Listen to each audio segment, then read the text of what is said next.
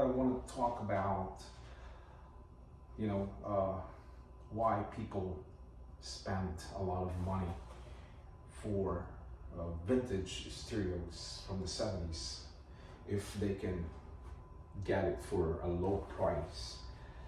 There's many vintage stereos out there and it's not overpriced like in eBay. It's really high price, and people sometimes doesn't know or doesn't think that these vintage stereos can cost a lot of money from consumers, and they waste a lot of money for different types of vintage stereos. Because if you're a collector, of course, you collect a lot of different brands, different models, and different looks of stereos, and which I've learned. There's many ways how to get these vintage stereos and, you know, have it in your home. If you spend or buy it online, definitely it will cost a lot of money. A lot of vintage stereos, they're becoming popular again, and people noticing that people are buying these vintage stereos. And a lot of people, guys, a lot of people are, you know, spenders. You know, they don't care, especially the young folks. Of course, they spend a lot of money for electronics and other stuff. And the thing with that, guys, because we don't know how much we're spending, and then, you know, in the long period of time, many years comes, and then, you know, many years comes, we realize how much we spent, and then here comes, you know, the regrets. A lot of people, guys, are paying a lot of money for their stereos, hundreds and hundreds and thousands of money. But what I learned, guys, I can get the stereos for a low price, even a broken one, and then fix it, and then I can resell it again, make profit, which I was doing. And not only that, you work for a company, but you can buy and sell and make money and make profit. So if you have the knowledge about, you know, fixing stereos and making money from it, it's a good income, you know, that's extra money, and it's a good, you know, it's a good mentality. You buy stereos for a low price, and then, you know, you sell it and make a bit profit, and then, you know, then in the long period of time, of course, the money will accumulate, and, you know, you will have money if, you know, you're just persuasive and, you know, very aggressive about, you know, doing things that you want to do, and you know what you love to do. This is not just about collecting and, you know, showing off and making videos, filming it, and, you know, just to show it off from the media or around the planet that, you know, you have a lot of stuff in your home. You know, this is what you love to do. Like me as a collector, I grew up with this. You know, I started when I was a kid until now, and I learned it from my father because he has turntables and vinyl records, and that's how I started. You know, I picked it up, and then, you know, I start messing around with stereos and fixing stereos when I was, you know, just messing around and building my own small speakers when I was younger, and then until now. So that's why I fixed that Sansui SR2050C if you've seen my other video, and I fixed that. I bought that for $5 and it was broken, and then I fixed it, you know. So if you have the knowledge and, you know, you kind of mess around with the stereos, and, you know, you start learning how to fix things. So sometimes, guys, it's not a rocket science, it's just a common sense. But, you know, like I said, a lot of people are buying stereos are getting expensive, and, you know, I don't know how people can really afford a lot of those stereos and, you know, keeping it. But when you spend a lot of money for your stereos, sometimes it becomes a problem, because now, you know, you're wasting money, and then unless you're a seller, and then, you know, sometimes it becomes debt, because you're using your credit cards and you're buying this, buying that, and then, you know, so but I never go that way. I never go that route. I always be smart with money, and when I buy things, I go to flea market, and that's how I, you know, look around, and I know the vintage stereos, and I know what it looks like, which one is good, which one is not. So it's about knowledge, and having knowledge about stereos, guys, it's very important. It's because, you know, you can get this stereos and you don't have to spend a lot of money, and, you know, if it's broken, you can fix it, and then you will have that stereo. So you don't have to pay hundreds and hundreds of dollars, you know, up to thousands of dollars.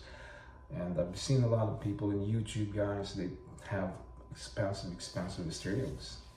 And the thing about that, guys, when, you know, it gets a little scary, because when you buy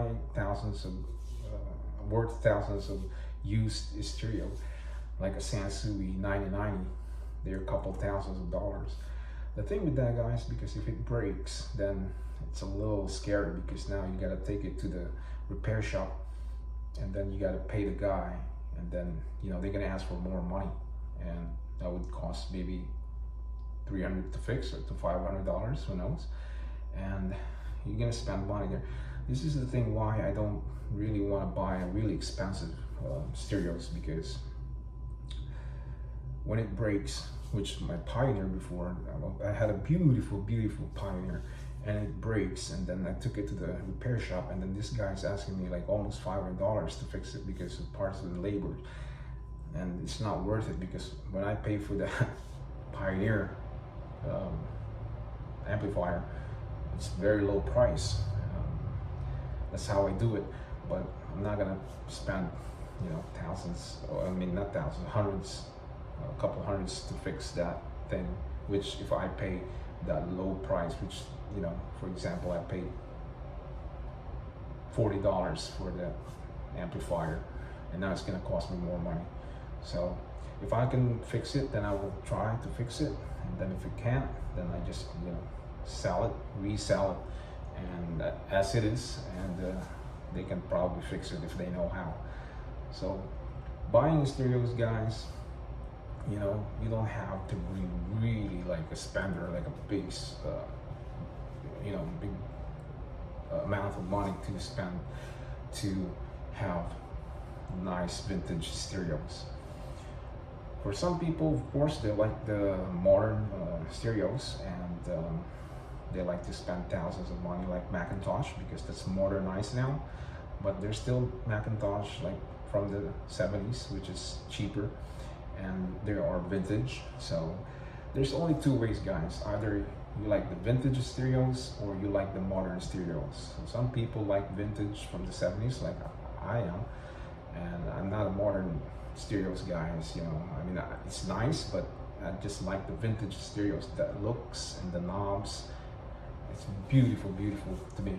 So the modern stereos, they really look, they look really nice, but they cost a lot of money, which plus I'm not that modern guy.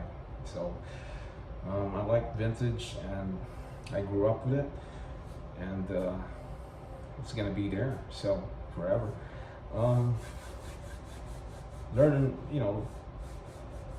watch and learn. Go watch YouTube. For some people, they're starting collecting vintage stereos. You can watch on YouTube how the vintage stereos compared to modern stereos, and you can get some knowledge from a lot of people. So like a collector like me, I always buy a low price of stereos from the 70s and then buy it and resell it, and then buy more. So this coming 2024, guys, I'm gonna start again this summer. I slow down this year, almost the end of the year, 2023. I stopped buying because I wanna lay low for now, and then 2024 again. I'm gonna start this summer and get rid of some of my old stereos in the garage and sell it, which I did already. I sold a lot of stereos already, from speakers, amplifier receivers, turntables, and other electronics. And this summer, next year, then I'm gonna start again buying new vintage stereos, new looks, different, so then resell it again. So that's how it is. It's like a cycle, So to me, having vintage stereos, or having nice stereos, you don't have to really pay like a lot of money, which other people don't know, and they just buy it because they get attracted to the stereos, and then later on, 5-10 years now, they regret why I pay a lot of money for this stereos. Like I pay like $500 to $1,000 or more, and then now they're gonna think how I'm gonna get rid of this to make money. So some people, they still get their money back.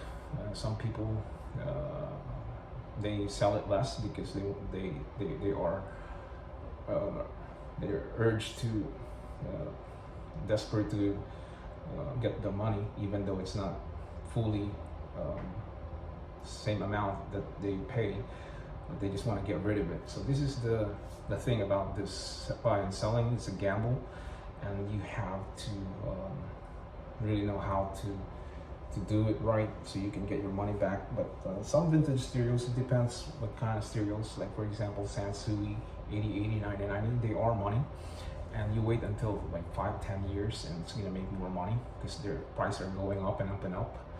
And Marantz going up, Macintosh, Pioneer, so these are Lafayette, Aquaphase, these are money. So these are more than the average price from vintage stereos. So these are the luxury high-ends, top-notch stereos, and you can make money from this even though you have it for a long time. But some other stereos, vintage stereos, they are not really money. They're up to just a couple hundreds, and they don't really go up that high. So just you just got to know what you're doing when it comes to buying and selling, and collecting stereos that you can make money. At the end of the year, or 5 years from now, 10 years from now. So it's not easy to get all those nice vintage stereos because they are expensive. They're worth money, and to have those stereos, you have to throw money. So unless sometimes you can be lucky and get it for a cheaper price. Some of my stereos I buy cheaper, and then I sell it. I sold it for a bit, so I can get some profit, and I did make money, but not overpriced, So time and patience, and aggressiveness is the key to get some good vintage stereos and make money, in the end. So another topic here, guys, you don't really have, like I said, to pay, you know, more than $500 to $1,000 or a couple thousands of this equipment, you know. I mean, for what? I mean, you can get lower price and you can have a really good quality sounds from Marantz, Sansui, Aquaphase, Lafayette, Harman Kardon, Sony, Kenwood, you know, Pioneer Techniques, yeah, so on, so on. So it's just how you set up your vintage stereos at home, and how you know, what you used, what kind of speakers, how many watts, how many ohms, you know. But I believe that the bigger receiver, the powerful they are, like my Lafayette, it's a big one, and my Luxman. So I do believe that the bigger transformer, the bigger capacitors will give you a very, very good, and the clarity of the sounds will throw in your speakers, you know. And once it comes out from your speakers, you will hear the difference. So another topic here, guys, and yeah, so enjoy your vintage stereos out there, and people enjoy, and happy holidays, and have a good year every year, and take care.